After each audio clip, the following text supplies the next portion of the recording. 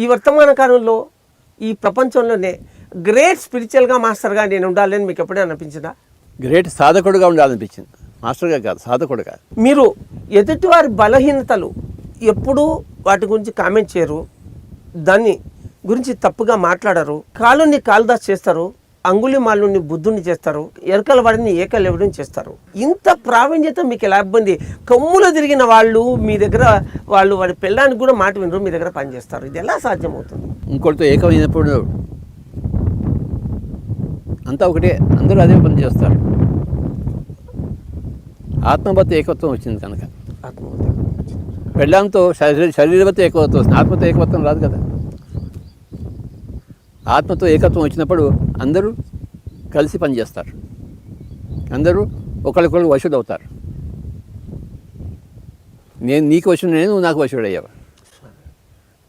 మొగుడు పెళ్ళాలని కూడా అది ఉండదు, ఎందుకంటే ఆత్మబద్ధ సంబంధం కాదు, అది శరీరబద్ధ సంబంధం.